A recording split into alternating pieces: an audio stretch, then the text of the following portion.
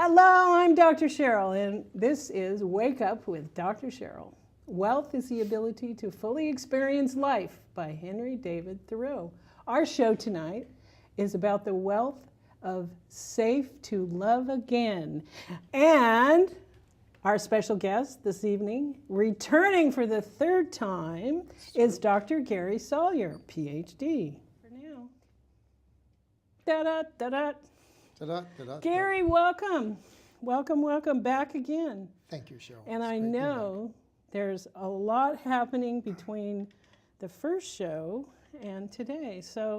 And I know that you have completed this book. Uh-oh. Yes. The camera's not on. Safe to Love Again. And I know you've been committed to this for quite a long time. So just so the viewers know, how did you get this going? I know you're a PhD, psychology, correct? Yes. So how did you come, how did this all transform to today? Well, it started about 10 years ago when a part of me said, I've been through 2 divorces and all those degrees, all that studying. I said, I've been through years and years and years of therapy. And I still wound up making the same mistake. In fact, when I was 22, I had a professor do a personality test and tell me, oh, by the way, you have a 90% chance of becoming divorced. And I worked. What did he base that 90% on? Well, it was, I forgot what test was. It was a very standardized psychology test. Detachment thing? Well, I don't think attachment wasn't really big back when I was in college. Yeah, it was there, but that wasn't as known. Not from the heart. Not from the heart. But I wound up being twice divorced, and I said I wasn't going to be a statistic. I even stayed in school, 5th year, to get a 3rd degree in marriage and family. So when that second divorce came around, I had done everything. And I said, if it's the last thing I do, I'm going to crack this code. And so that's what I did. I just dedicated myself to finding what allows somebody to train their brain so they can create lasting love. They can attract Mr. or Ms. Right, make it work, and make it last. So don't you think that the only way that you can really learn is to be in a relationship? You do.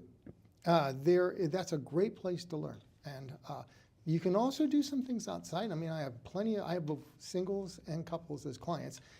And sometimes you can learn an awful lot by taking off from dating for 6 months while you really work on your inside game and your couple skills. Well, don't you think that that's the basis, is really working on yourself?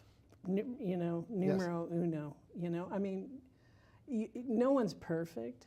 So, I mean, how much work, I mean, I notice, like for me, I've done so much work, it's hard to find people that have done a lot of work. That's true. And one of the things I say in my book, I mean, I talk about these rights that every individual is given. And you get 6 of them between 0 and 3. And if you don't get all 6 of these rights to love, then love has some predictable patterns that don't go so well. But one of the things that's new in the book is I talk about the rights of the we.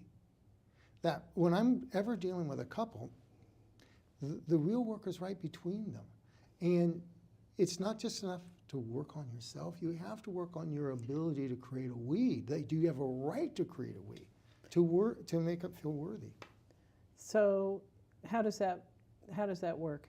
Okay, one couple came to me, and they have been through hundreds of thousands of dollars worth of personal coaching, therapy. Separate or together? Or no, separate both? and together. Oh, okay.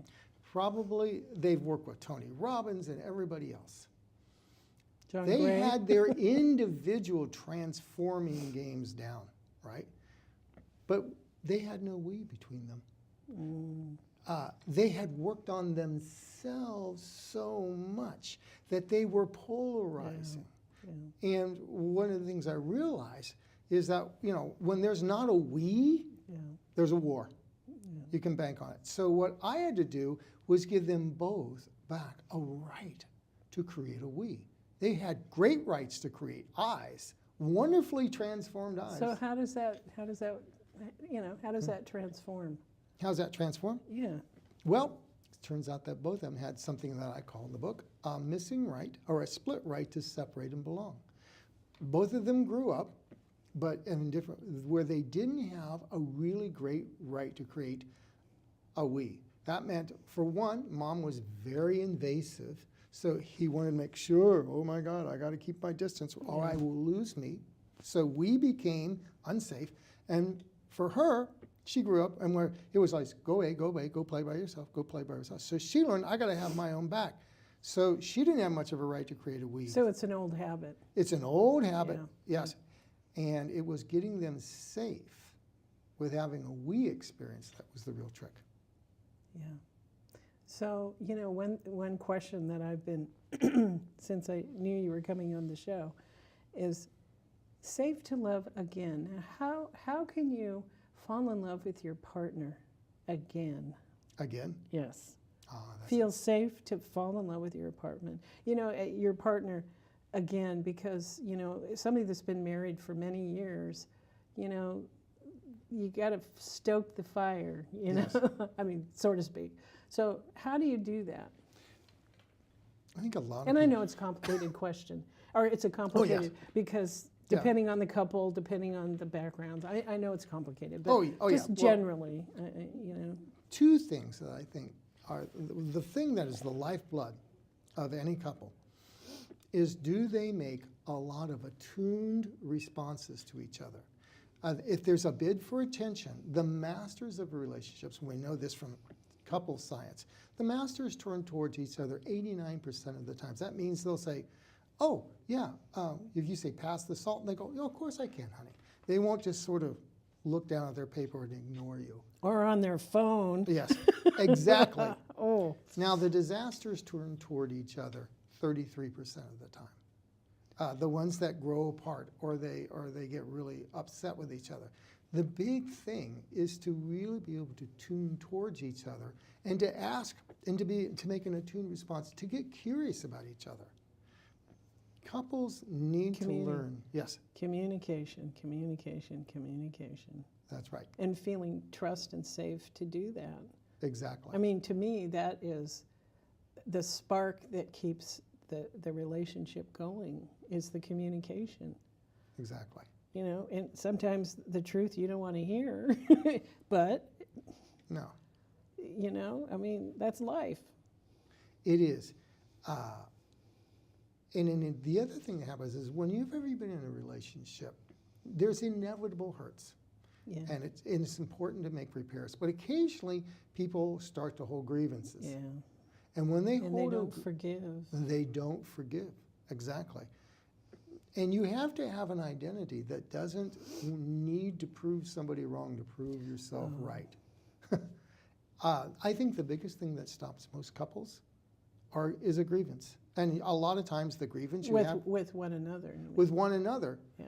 But if you track those grievances that people have with each other, you can 90% of the time the same grievance they had with their parents, or maybe with an ex-husband or wife or an ex-boyfriend or girlfriend.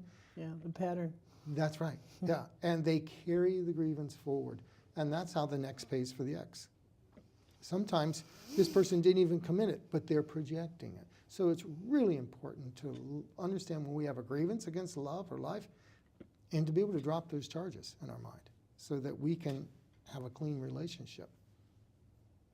I don't know if you can you have a real clean relationship when you get involved, the man has all his stuff and the woman has all, and I mean, to me, it would be the desire to work through it. It is. That you care enough about that other human being to want to work through it. It is, and it's the real magic show in every couple. We all come with what I call enduring vulnerabilities. John Gottman uses that phrase too. But when we really seek to understand the wound, then they become endearing vulnerabilities. Yeah, Yeah. And that's the key, to stop the judgment and to really understand each other. Yeah. Now, that's what safe to love really is. It's when we Yes. welcome each other with joy. Yeah. And then one of the rights that all individuals need is what I call a right to create your own experience. That means I have the right to be good and bad. I can be strong and weak. And when couples can give you that, then you Yes. get vulnerability. And nothing is more safe and loving than a space that allows true vulnerability. Oh, absolutely. That's the divine. It is. It is. Yeah. Oh my. So a couple that have been married for a long time and they have the old patterns, do you think they should like address one at a time and to work through it? Well, Or is that a fair question? well, one at a time. You mean one issue at a time? Yeah. You know, I think whenever I work with couples, it's not all just together. Sometimes you do have to pull them apart and have a couple of sessions privately, just because both of them bring stuff. And the pattern is always one person's, what I call missing right, generates the others. And you have these dueling patterns. Like, for instance, I work with one couple. She had a missing right. She had no right to belong, so she always felt on the outside. In the relationship. In the relationship. Never could really belong, be included. Now, when she met her high school sweetheart, after 2 divorces, they started working with me. Now, so she was dying to belong. He, on the other hand, came out of a divorce in which he was married for 26 years. He had no right to create his own experience. His ex-wife ran everything, including the in-laws staying for 15 years and even swapping out his garage or whatever. He never initiated anything. He just went with the orders. Oh. So what happens is one Christmas, the ex-wife and the kids say, we don't want her around. He has no right to assert or make his, and so he says, okay, now she's not included. And then she comes after him, and when she does, he feels more disempowered. And they got in this horrible downplay of, I don't belong, and then you don't empower me, until we gave back him a right to create his experience. And when he included her, then she was good. And then she empowered him. You have to reverse that. But both of them had to be given a right to be able to create their experience and to be able to belong properly. Once they had the right, then the couple dynamics changed. Oh my. So, I have your questions. Aha, we have And questions. I am very curious. So, what questions are people asking today when they think about love? Well, if they're single, especially the millennial generation, Oh my. the question they're asking is, what's it going to take for someone to stay? I remember speaking in Phoenix, a really beautiful, wonderful 28 to 32-year-old woman got up and shared. She goes, can you tell me what's going on? The last 4 or 5 boyfriends have all broken up with me at the 3 or 4 month period. And The honeymoon stage yeah, is over. and saying, honey, you know, I'm just not sure there's someone better out there. And she goes, what am I, chopped liver? There's so many choices out there on the internet. And people are tired of being love me tender. What they want is to be love me tender. And they're wondering what it takes to have someone commit. That's what the younger generation of singles. And How about the older ones? well, they've been through divorces. And a lot of them are wondering, is a soulmate even possible? Can I In this even hope to have lifetime? Yes. Can I even hope to find somebody? And there's a lot of people saying, oh, you know, men this or women that. And it's not helping. I mean, No, basically, yeah. yeah. Right. all of us tried. It amplifies that. It amplifies it. Yeah, that's that grievance thing. It doesn't work. Yeah. All I know is that when people have a brain that allows each other to feel welcome, the 4 feelings that tell you you're loved are welcomed with joy, worthy and nourished, cherished and protected and empowered with choice. If you can give and receive that, you're going to attract a better quality person, and you'll have a better quality relationship. It's training your brain to do that so that you attract better. Yeah. And there's somebody out there that wants to love you. Yeah. There's lots of people out there. Yeah, that's true. Yeah. Next. That's my experience. Is it? Yes. Well, How do you know when you are loved? well, what I just said, how you know you're loved, is your brain has a natural GPS. We know from attachment, that's what the book is all about. It's a new theory of attachment. The attachment theory is just the science of how your brain creates relationships. And we know that from the time a child is 1 to 1.5 years old, that if you separate them from their mothers in a room, based on how they come back and respond, you can tell what type of love style they will have, and it will track the rest of their life. So what tells a baby at 1 that it's loved? It's not a story, because this part isn't online. It's not a limiting belief that we hear out there. But it's a feeling. It's a feeling.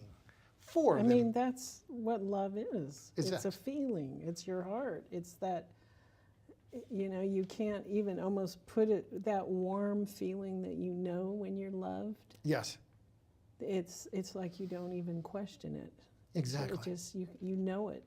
So Exactly. you know it in your head, in your mind, and you can feel it. You can feel it. And there are 4 feelings a baby uses as their north, south, east, and west. Welcome with joy. That's which first comes on, and I go, oh, you little cute thing, you know. And then later on, for a couple, it's like, so great to see you tonight, honey. That's welcome with joy. Worthy and nourished to have your needs met. Are they tracking your needs? Or do you know what sort of latte they use? They do it at Starbucks. When they go to sleep, what they need. Cherished and protected. Are you going to really be there to protect their dreams and really cherish them? Really have their back? Yeah. And then empowered with choice. If you have all 4 of those feelings as a couple, you feel Empowered with choice. empowered with choice. Okay, expand on that. Okay, empowered with choice, and it's also about voice. It's about, does somebody allow you to create your own experience? Or they always say, no, you can't feel that way, honey. I mean, this is my The experience. control freak thing. Exactly. Yeah. Yes, how many times have you heard a couple saying, well, you can't think that about me? Well, of course I can. Yeah. Because 2 people have don't have the same experience. Don't you think that on that level, Mm-hmm. that one of the most important things is acceptance? It is. Accepting what the other person is feeling and saying. You may not agree with it, but just saying, oh, okay, this is how you feel. This is how you're thinking. I don't think that or feel that, but if you feel that way, Yes. okay, I mean, unless it's going to create a problem between us, Yeah. then you have to work through it. And the big thing for couples is to go beyond acceptance to really attuning and to empathize, to know why they're creating that experience. What good Yeah, thing the comes- understanding of where the root is. Exactly. Yeah. Exactly. Okay. Mhm. So, well, I think we've just answered this question: what creates a great, lasting relationship? Well, a lasting relationship is all about giving and taking those 4 feelings. Yeah. It's a good barometer. My couples use that. Often they go, hey, it's a wonderful thing when you've really used this, and a couple comes in and says, we didn't do a very good job of making each other feel worthy this week.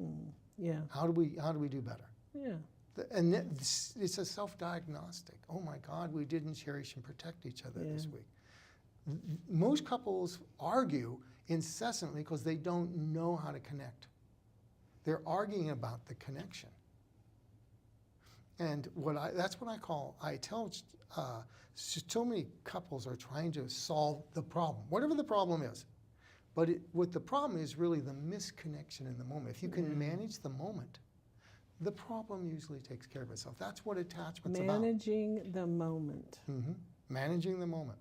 and not going in the future and not being in the past. Exactly. Exactly. We all need to do that at all times, actually. It is. It takes stress and it's it creates good chemistry for It does. yourself. Yes. I always have to remind myself, stay in the present.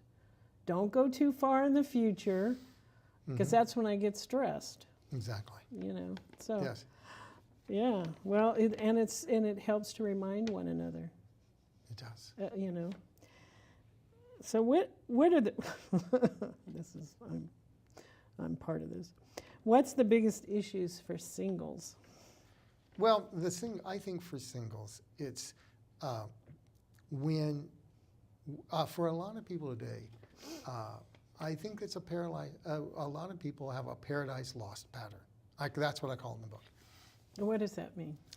I don't know how many clients that I've had that when you track the part of them that says, I'm afraid of being in a relationship, I'm afraid of committing, it goes back to the day when they were 8, 9, 10, whenever that was, when mommy and daddy split and they divorced. And suddenly they got kicked out of paradise. And now they're afraid, when does love leave again? Remember the last time I trusted love when I was 9? And when you've got that 1 foot in and 1 foot out, I call it the paradise lost pattern. They're afraid it's going to happen again, and they set it up to do so. Yeah, right. Yeah. When you live in that fear. Yes. Any fear that we have. Exactly. Perpetuates that. Exactly. Now, you can see it on the internet. Yeah. Oh, goodness. Yeah, this is one great, I mentioned in the book, it's like, there's this one, he's on a couple of cable shows, and he says, the thing that bothers me most about love is when the rose dies and it goes away, and I feel like there's a death. And you can just hear the echo of an entire generation of, we're just waiting for the day that love dies.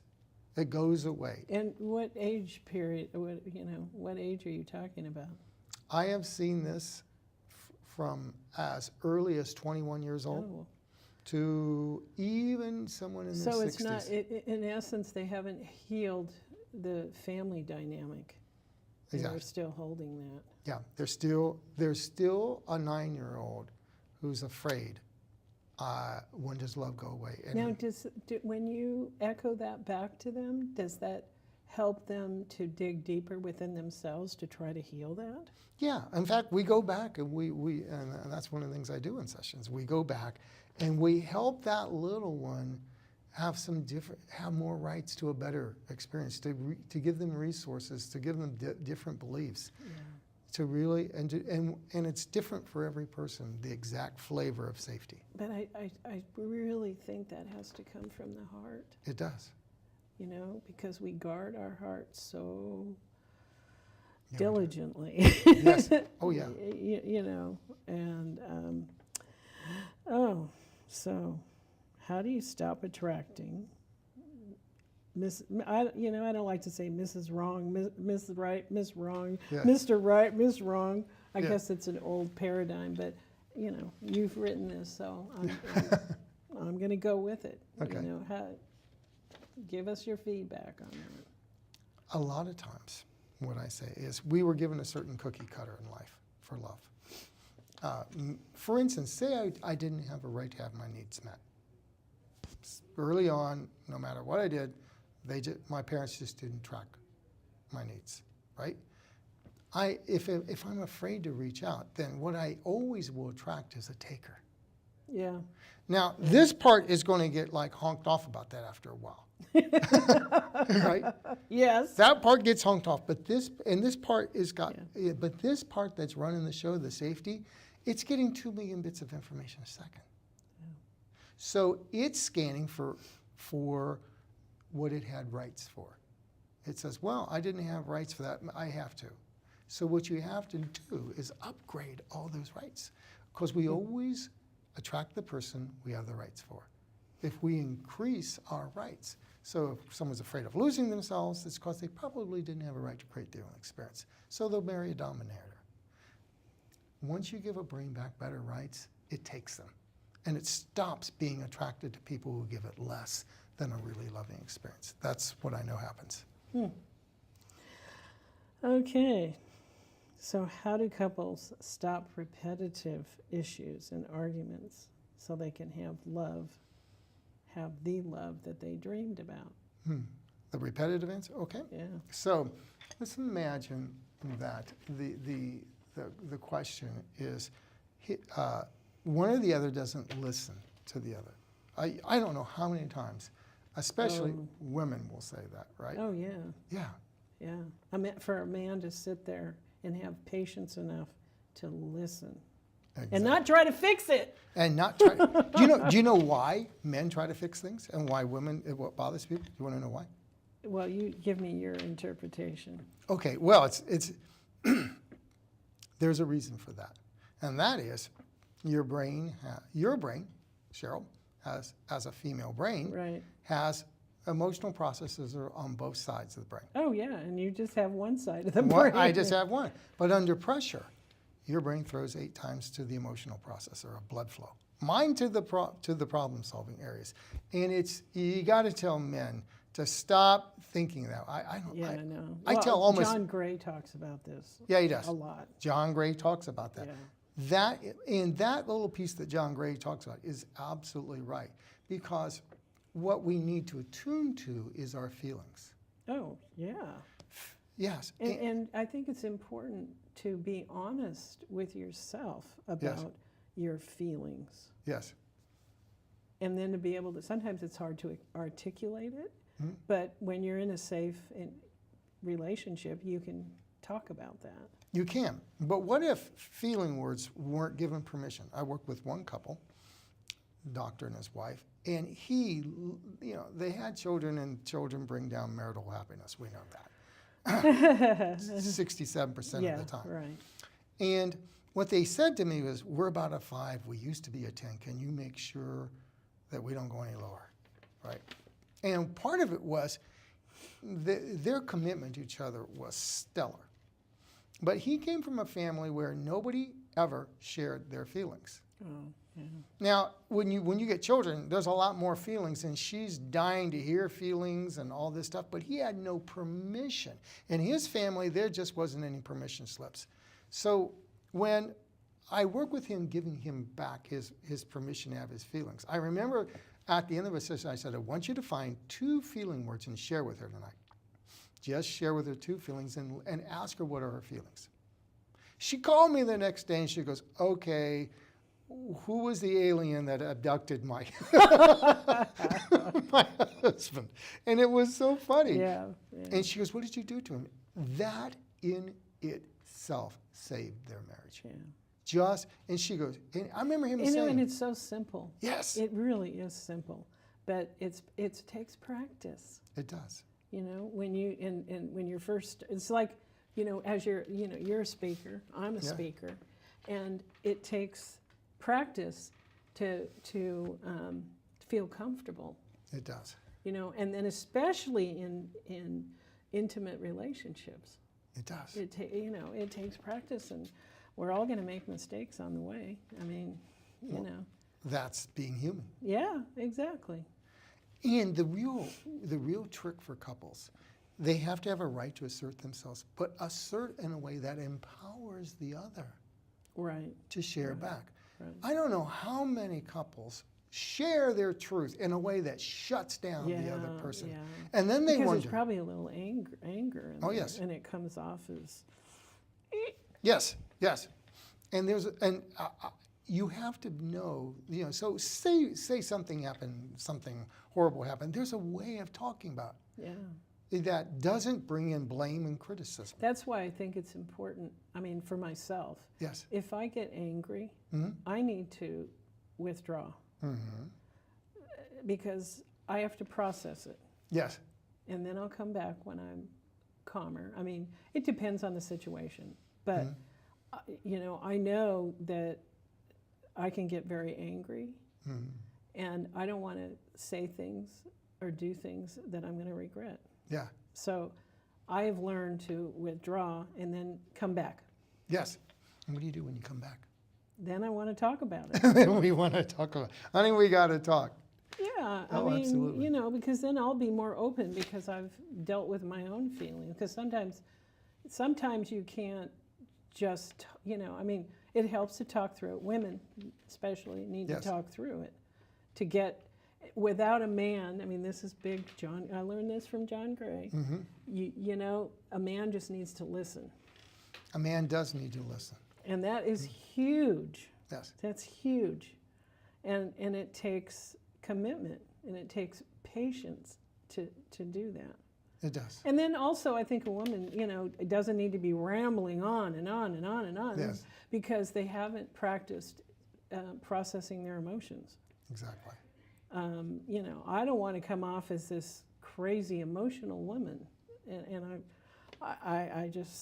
I have to process it within myself first. Yeah.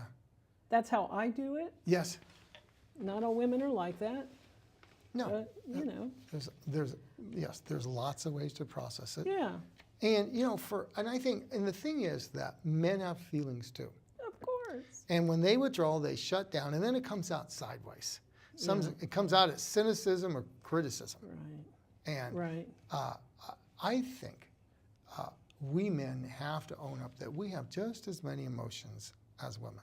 But you have been Yeah. culturally, you know, generationally, haven't been taught to do that. Oh, no. I mean, I do think that maybe the younger generation does have a little bit more. You know, the guys are sharing more. I mean, I'm actually very nervous for the millennials because they're so. I mean, I'm talking about the ones in San Francisco that are techies. Yes. You know, and they aren't all like that, but there's so many that are just like void in their heart. Yes. And it might be fear, you know, of their security, you know, I don't know exactly, but it's like they've shut off their emotional being because it's all mental and everything's a computer, everything, you know, it's like they're in a fantasy world. Exactly. Well, you know. Delusional, illusional. Absolutely. Well, what we're talking here is deeper than just digital technology. Oh, yeah. This stuff was set up before they ever saw an interface.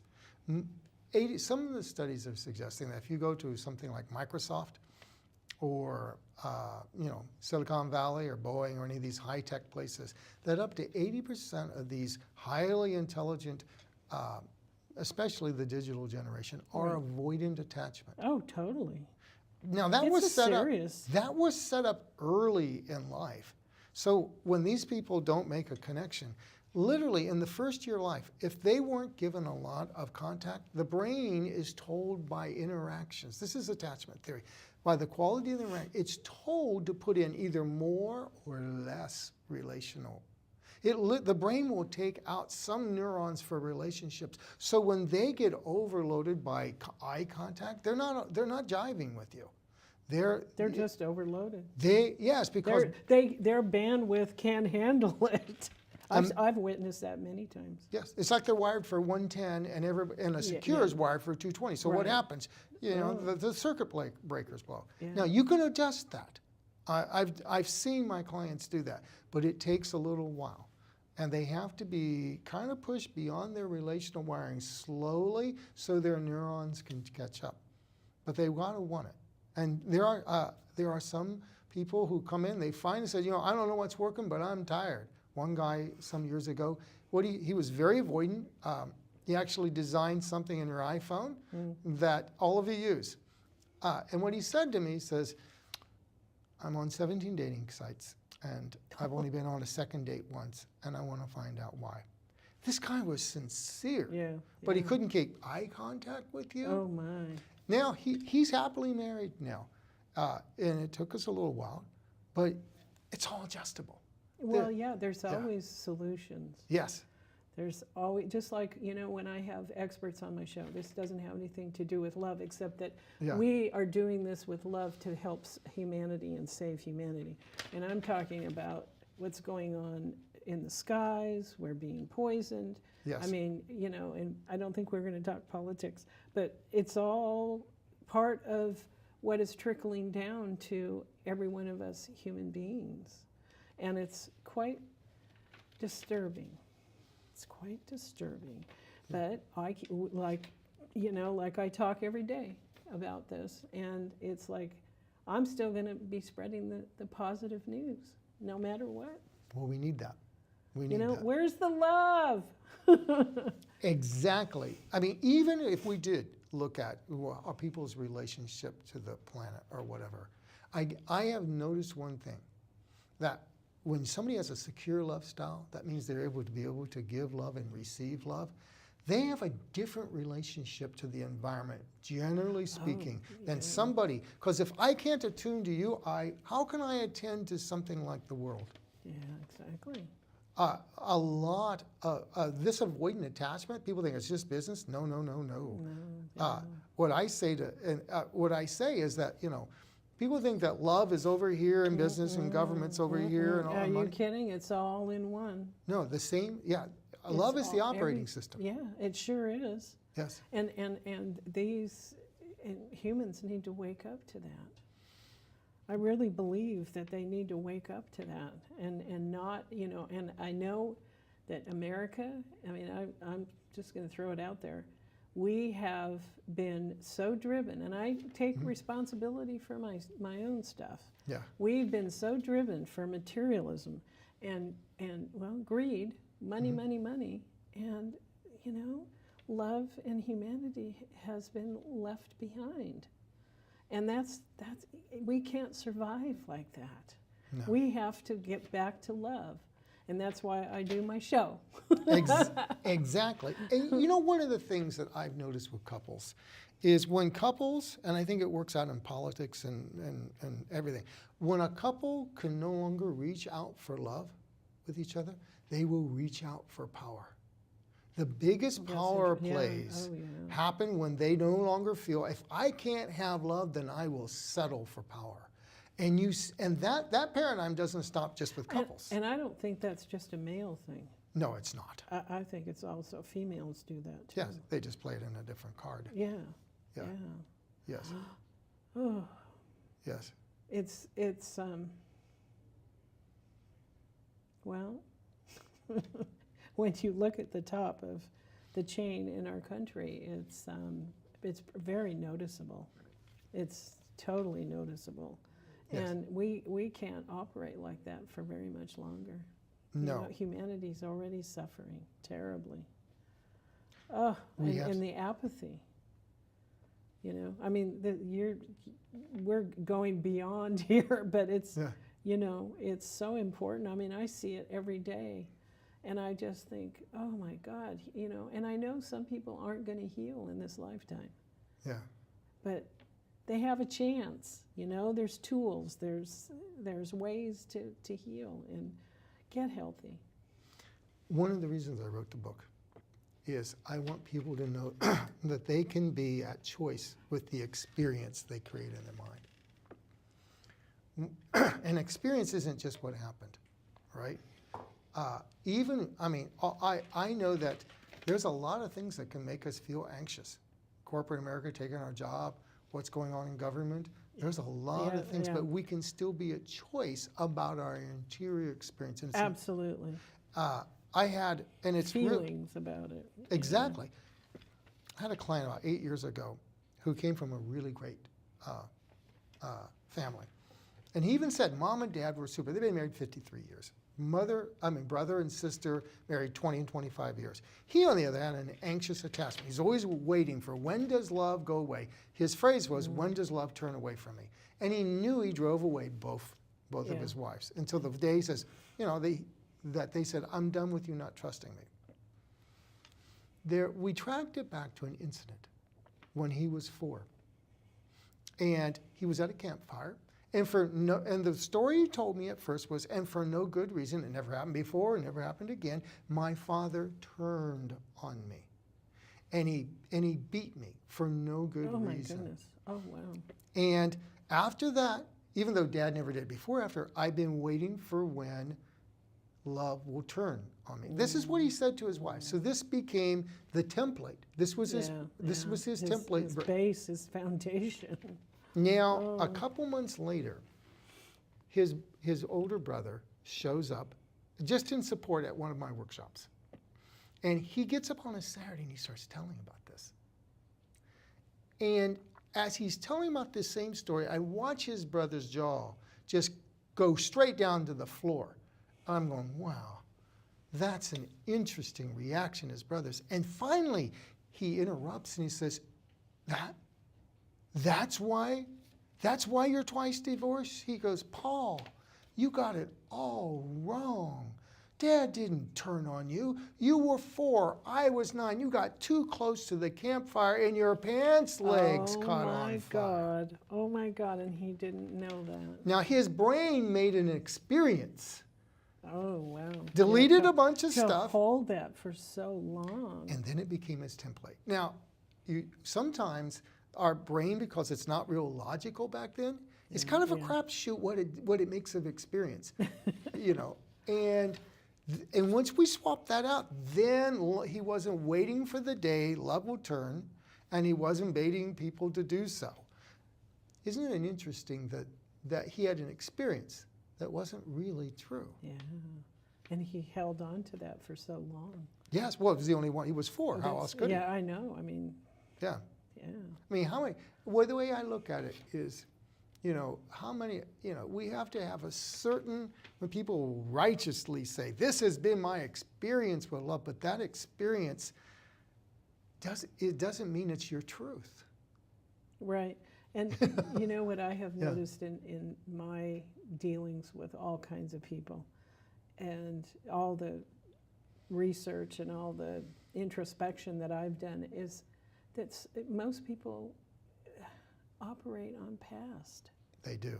And if you could let go of the past, I mean, not the good stuff, but the stuff that really, changes your whole being, I mean, I've worked very hard. I mean, I'm certainly probably have more that'll come out because it's a lifelong thing. But, it's just like letting go of the past and living in the now. It's so freeing. It is. It is. And one of the things you have to do, though, is teach that early brain that's doing, that it's okay to have a different experience now. Yeah. Oh, yeah. For instance, it's only been in the last 10 years that I've really learned how to really depend on life, to depend on people who love me, and to reach out for support. I got a lot of permission to separate. The imprint really came from when I was 4. And I went outside and I stepped on 3 yellow jackets all at once. And then I stepped on 2 more bees on the way in. All on the same foot. Oh my God. And that goes in your nerves, your nervous system, and oh Jesus. You must have been yelling your head off, crying your head off. I was. And when I came in the house, since my family was all alcoholic, they were all unconscious on the couches, 5 of them. And nobody there to help me. Nobody there to help me. And the little one said, what an adult do? And the belief I made of it is, I need information, and I need to do it by myself. Yeah. So I thought about it, and I did it. And from that point, I no longer sorted for people. I sorted for information. Now imagine finding out that's underneath having a PhD. Because it was Yeah, I remember we had this conversation before. Yes. Yes, it's like, oh boy. I can relate to that one. Exactly. And it was all a set of missing rights. Now the information is simply the ice cream on top of the cake. I have a right. I had to give myself back a right to belong. I had way more right to separate than belong. Now once you go back there and you upgrade all that, it's not about just giving up the past. It's allowing that past person to catch up with you and be safe. I gave that little one back his rights, and now he's pretty happy with things. So now you can go step on bees again, and you won't feel it. I still don't go barefoot outside. I'm sorry. I remember that day, man.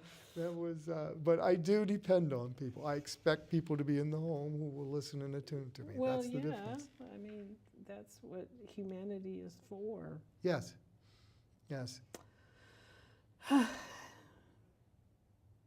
So, what is a soulmate? What is a soulmate? I think that I've actually spoken across the country, and some people just hate the word soulmate. They just don't. They just don't like it. I've seen matchmakers say, I don't like that word. I think you can have a really great relationship without being a soulmate. And I think, but there's another. It's just a label. It's just a label. But there's a class of people that I think they sign up for a bigger purpose. They sign up for a bigger purpose. Yeah. So this is, and the contract between soulmates is anything that does not bring out the very best in the other person. Absolutely. Is a violation. It's not, the contract is, did I screw up today?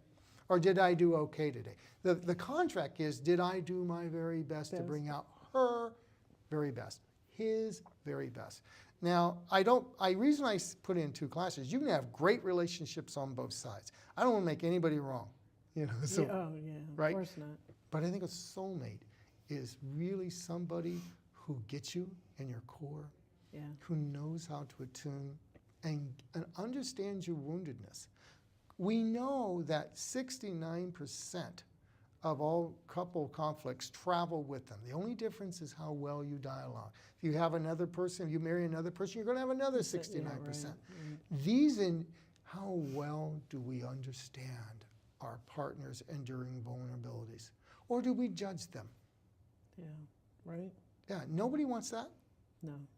Nobody says, well, gosh, honey, can you criticize me again today? No, please. Yeah.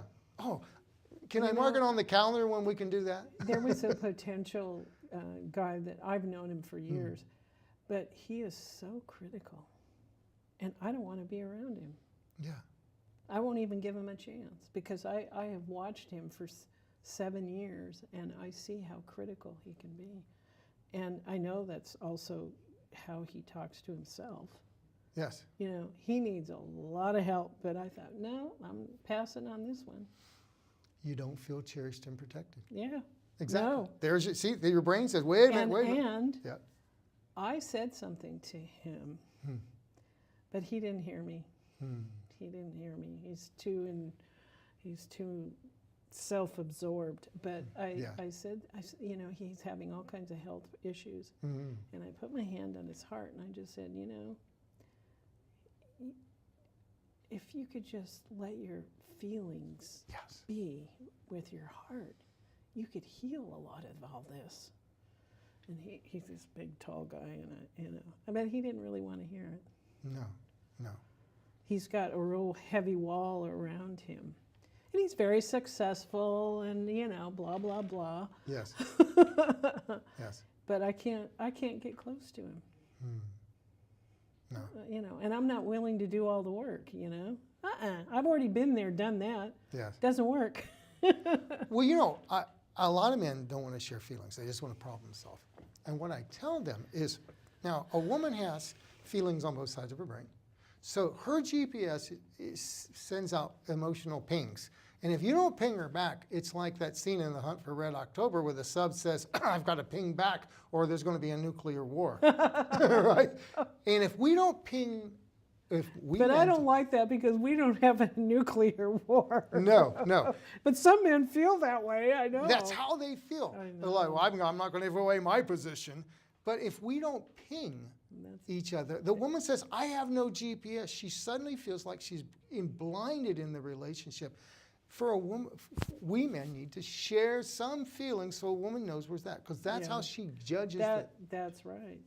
That's right. So if I don't say, where my feelings are and accept yours, then it feels like the GPS, and then the woman feels lost, and there's no good thing that comes, No. because then she starts. And it's a learned. Yes. It's a learned behavior. Yes. Especially with the older generations, I mean, some of them never learn how to do it. The older. I mean, I just see some of these older guys and they're just stuck in their way. Oh yeah, you would think that when I do my workshops, you ask them to share some feelings, and you would think I just asked them to put their hand into a lion's mouth. Yeah, exactly. Yeah. It's not going to destroy you having sad. a feeling. To me, it's sad. It is.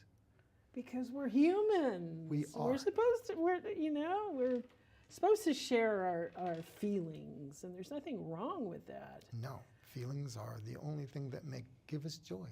Yeah. Yeah. And you don't always have to verbalize them. You Yeah. know, I mean, when you feel the way, then you feel it, and and when it's time, you can express it. We bond by emotions. I mean, I mean, that's what it's about. the first thing, all humans, the first thing we bond with is we bond with feelings of joy. It didn't say bonded with logic. That's not what the science attachment says. No, We're not bonded by logic. No, it's all about love. It's about joy. It's about feeling worthy. Yeah. And if you want to bond, you've got to be able to share and give feelings. Yeah. And I'd be honest with you. I used to think I would like to be Spock. You'd be what? I would like to be Spock. So, Dr. Spock? Oh, not Dr. Spock. The guy from Star Trek. Yeah, Spock. yeah, right. And I remember. Yeah, he was detached emotionally. He was. But the day I got comfortable with my feelings and I began to attune to feelings, I remember telling a friend, I swear, it's like someone gave sight to a blind man. Oh. So many things Yeah. that were like 2 + 2 = 4. It's freeing. It's freeing. It's an emotional world we live in. Yeah. You might as well have the scanners to operate. That's at the end of it. I mean, we vibrate emotionally. Yeah, absolutely. I mean, Yes. especially from here. Oh yes. We all vibrate. Every one of us, like 3 feet out. Mm-hmm. So, Yeah. it's like, enjoy it. Yes. And then sometimes I vibrate and I feel this icky energy, and I just like kind of pull back. Yeah. And in that, I've if there's learned how icky, to do that. well, if there's icky energy, you would want to. That's called good boundaries. Yeah. So yeah. I've been learning my healthy boundaries. Yes. And boundaries are a part of empowered with choice. That's right. You have the right to be able to say, I want to have this experience or I don't want to have this experience. Yeah. We don't let everything in. A cell wall is semi-permeable. It allows the good nutrients in, but it doesn't say anything wants to come in. We have to have healthy boundaries. Yes. Because that keeps your self-esteem Exactly. intact, and also healthy emotions. Mm-hmm. I believe. Yes. I mean, I'm getting really. I've been in a situation for the last 2.5 years to be able to express that in a healthy way. Yeah. So I'm used to doing that, and Yes. it feels good. Yes. And it takes practice to be able to communicate it so the other person isn't offended. Exactly. I'm Yes. learning how to do that better. Well, there's one little thing I always teach all my couples. Want me to share it with you? Yeah, sure. Why not? Anytime there's been some feathers ruffled, we don't want to criticize. If we start off with criticism, no. 96% of the time it doesn't And work. I was taught a long time ago, I feel. I feel. What I tell people is the first step, it's called a feedback loop.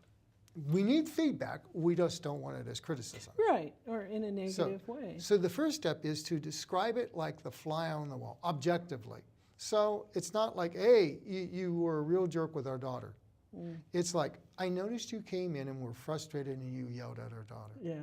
Or I noticed that when you came in, there was a lot more vocal spirit. You do whatever works, but it's just the fly on the wall. The fly doesn't know anything about what a jerk is. Yeah, right. Or worse. So this has to be 1 or 2 sentences. So what I noticed was the bills weren't paid. Not like you're a financial imbecile. The second thing is, and it's what most couples deal with, is negative partner images. What bothers you is they don't think highly of me. So what we simply say is, and the story I tell myself, get it out in the open. Story I tell myself is, we're not safe in this relationship, or we may lose our home. Yeah. And the feeling I get is I'm sad, or I'm angered. And the big thing is not to go off on the past, but to ask for what you want. And what I would like is, if you need some time before you come home so you can come in more, let me know so you can come home and welcome the children better. Or if you need help. That's respect too. Yes. Showing respect. Yes. And consideration and thoughtfulness. If you can say that as feedback on those 4 steps, 6 to 8 sentences. Yeah. That's it. Yeah. Because the more you speak, the more you criticize. Yeah, right. If you can do that, that empowers them. They go, oh, okay. And for men, that works. For men, if you tell them what you need without the blame and judgment, say, oh, I can fix that. That's like, oh God, I can fix that. That's great, wonderful. That's one of the things that I teach every couple. And sometimes it takes a little bit more to talk through it. Yes. So, we're already coming down to our last minutes. Oh my God. I know. What wonderful, you've been sharing so much, but are there any golden nuggets that you can share for our viewers that you haven't shared yet, or that you want to reiterate, whatever? Okay, well, can I mention, I have a whole video series of more insights on my website. Well, yeah. Okay, if you go to my website, www.garysalyer.com, S-A-L-Y-E-R, over on the right-hand side, it's called Love Notes from Dr. Salyer. And what you're going to get is, bi-weekly, little 2, 3, and 4-minute clips of wonderful insights that inspire you, give you practical help. It's for both singles and couples.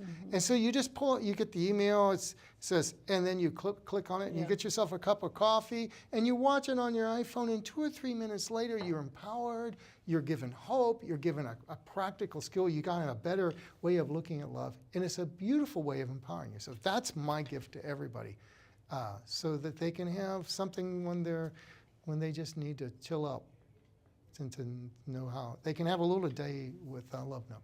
Yeah, and we all need love. Yeah. And we all want to share love. Yes. So there's more insights there. Oh, and there's some other experts like, Paul Carrick-Brunson and other people who have got some clips on that. It's really great. Well, that's wonderful. Yeah. Thank you so much. Sark. Anything else?